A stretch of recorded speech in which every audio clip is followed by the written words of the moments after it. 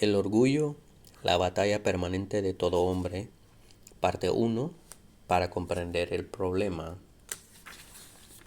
Capítulo 1 se titula ¿Qué es el orgullo? El 3 de junio de 1741, Jonathan Edwards escribió una carta a Deborah Hathaway. Ella era una joven de 18 años, recién convertida al Evangelio, que le pidió a Edwards consejo espiritual. El pastor de Northampton le envió una carta con algunas instrucciones sobre cómo conducirse en su carrera cristiana.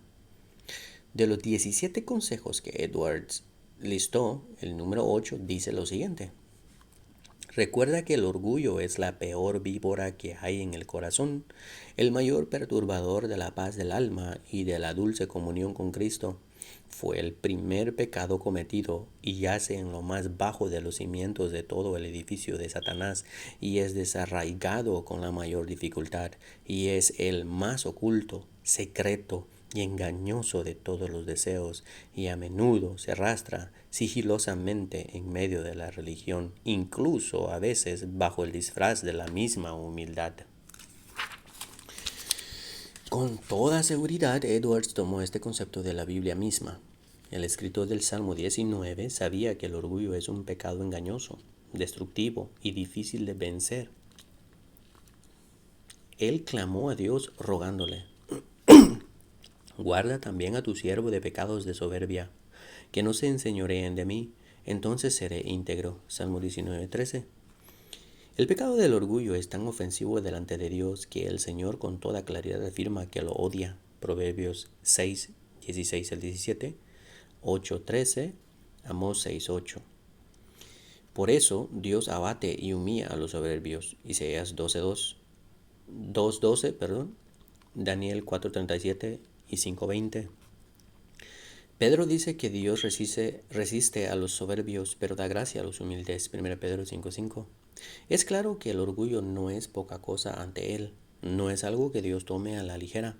La Biblia no deja lugar a dudas o especulación en cuanto a la opinión de Dios acerca del orgullo, la soberbia, la arrogancia o la jactancia. Ojos altivos y corazón arrogante, eso es pecado. Proverbios 21:4. Una definición. Pero, ¿qué es el orgullo? En las Escrituras hay 10 palabras hebreas y 2 griegas que se refieren al orgullo o sus sinónimos. Estos términos describen a personas elevadas o exaltadas en actitud. La palabra hebrea, geá, que se traduce como orgullo en Proverbios 8:13, viene de una raíz que significa elevarse. La palabra griega huperéfanos, traducida como soberbios en Lucas 1:51, significa mostrarse sobre los demás. Esta palabra está compuesta por 2 términos: huper, que significa encima o sobre, y phainestai, que significa mostrarse. Juan Calvino dice que esta palabra se refiere a los que están levantados, por así decirlo, en lo alto y miran con desprecio hacia abajo a los que están, por así decirlo, debajo de ellos. Pero el orgullo tiene también otra dimensión. No solamente describe la actitud de una persona hacia otra, sino también la actitud de una persona hacia Dios.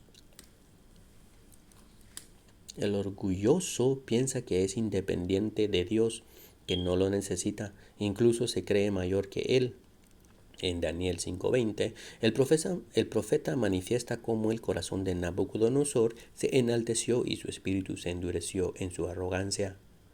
¿Cómo humilló Dios a este rey? Daniel dice que fue depuesto de su trono real y su gloria le fue quitada, y fue echado de entre los hombres, su corazón se hizo semejante al de las bestias, y con los asnos monteses tuvo su morada. Se le dio a comer hierba como al ganado y su cuerpo se empapó con el rocío del cielo, hasta que reconoció que el Dios Altísimo domina sobre el reino de los hombres y que pone sobre él a quien le place. Daniel 5:20 al 21. Nabucodonosor creyó que era independiente de Dios, incluso superior a él. Por eso fue humillado. Podemos entonces definir el orgullo como la actitud pecaminosa del corazón humano de independencia de Dios y superioridad hacia los demás. El orgullo es pensar más alto acerca de nosotros mismos, de lo que debemos pensar, Romanos 12:3, o de lo que verdaderamente somos, 1 Corintios 1:27.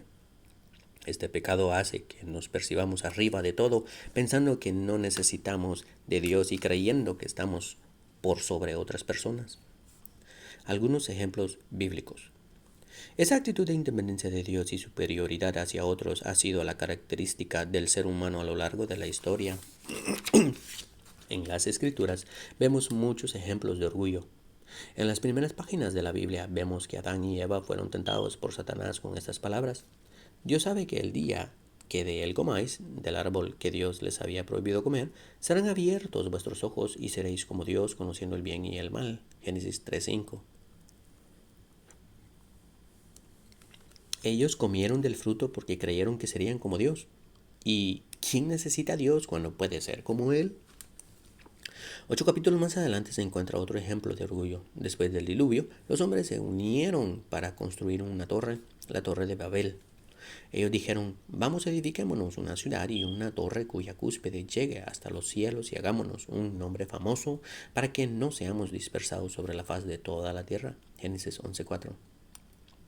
Si nosotros podemos hacer nuestro propio reino y hacer como mejor nos parezca, ¿quién necesita el señorío de Dios y vivir bajo su gobierno? Mucho más adelante, alrededor de unos 600 años antes de Cristo, vivió un rey que gobernó el imperio más grande de su tiempo, el imperio babilónico. Este rey se llenó de orgullo, por eso Dios envió un mensaje acerca de él por medio del profeta Isaías. ¿Cómo has caído del cielo, oh lucero de la mañana, hijo de la aurora? Has sido derribado por tierra, tú, que debilitabas a las naciones. Pero tú dijiste en tu corazón: subiré al cielo por encima de las estrellas de Dios, levantaré mi trono y me sentaré en el monte de la asamblea, en el extremo norte. Subiré sobre las alturas de las nubes, me haré semejante al Altísimo. Sin embargo, has sido derribado al Seol, a lo más remoto del abismo. Isaías 14:12-15. Con base en lo anterior, ¿quién necesita a Dios cuando tiene como meta ser semejante a Él? Juan Calvino, hablando de este pasaje, dice que todos los que se atreven a atribuirse más de lo que Dios permite son culpables de exaltarse a sí mismos contra Dios, como si le declararan la guerra, porque donde hay orgullo, ahí también hay desprecio contra Dios. Encontramos otro ejemplo en el Nuevo Testamento donde leemos que dos de los discípulos de Jesús le hacen una petición muy peculiar. Días antes de la crucifixión de Cristo, Jacobo y Juan se le acercaron para pedirle los puestos más altos, es decir, las posiciones de mayor poder y autoridad en su reino. Marcos se encarga de relatar textualmente la humilde petición: concédenos que en tu gloria nos sentemos uno a tu derecha y el otro a tu izquierda. Marcos 10:37. Vaya petición lo que estos discípulos le hicieron. Ellos no querían estar debajo de nadie, no querían las posiciones más bajas, querían estar elevados por sobre todos, en las posiciones de mayor honor, y no tienen reparo en decirlo abiertamente. Finalmente, mas no por ello la última vez que la Escritura habla acerca del orgullo, en la tercera carta de Juan encontramos a Diótrefes, un líder de una iglesia, a quien le gustaba ser el primero entre ellos. Tercera de Juan 9.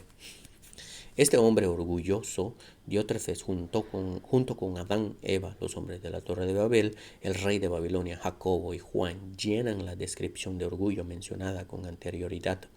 Tenían una actitud pecaminosa en su corazón de independencia de Dios y superioridad hacia los demás.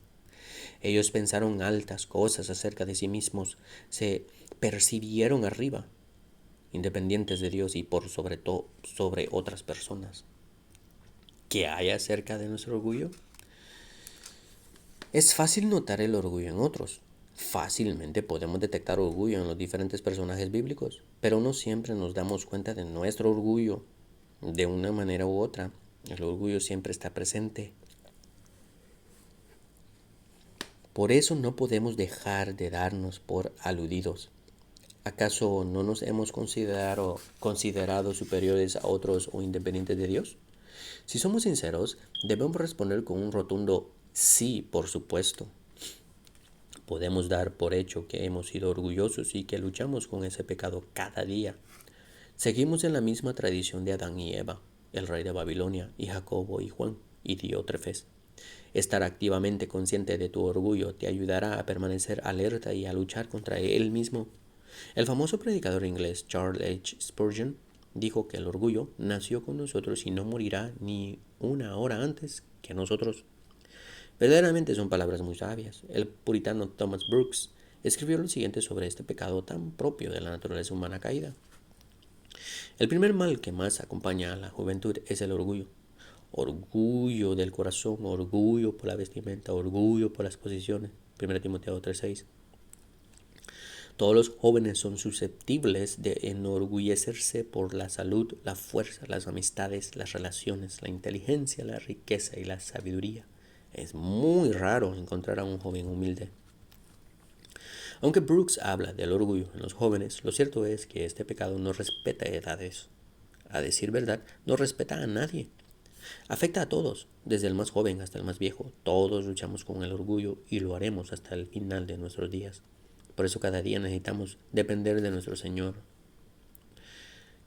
Conclusión. La pregunta no es, entonces, ¿somos orgullosos? Sino más bien, ¿en qué áreas de nuestra vida detectamos el pecado del orgullo y la forma como se expresa? Debemos evaluar nuestra vida constantemente, depender del Señor y buscar ser conformados a su imagen cada día más. Es importante darnos cuenta de que no podremos ganar la lucha con este pecado si no lo reconocemos primero. Al mismo tiempo, no podremos hacer nada por nuestros propios medios. Si tratamos de hacerlo en nuestras fuerzas, mostrando más y más orgullo, seguiremos ofendiendo a Dios y abandonando la enemistad con nuestro prójimo, hundiéndonos cada vez más en nuestro pecado. Las palabras de John Stott con respecto al orgullo son de mucha utilidad. En cada etapa de nuestro desarrollo como cristianos y en cada esfera de nuestro discipulado cristiano, el orgullo es nuestro más grande enemigo y la humildad nuestra más grande amiga. Tomemos con seriedad la lucha contra el orgullo. Si no lo hacemos, tarde o temprano nos pasará la factura. Aborrezcamos lo que Dios aborrece y amemos lo que Dios ama. Que Dios nos ayude a hacer morir cada día el pecado del orgullo en nosotros. Terminamos.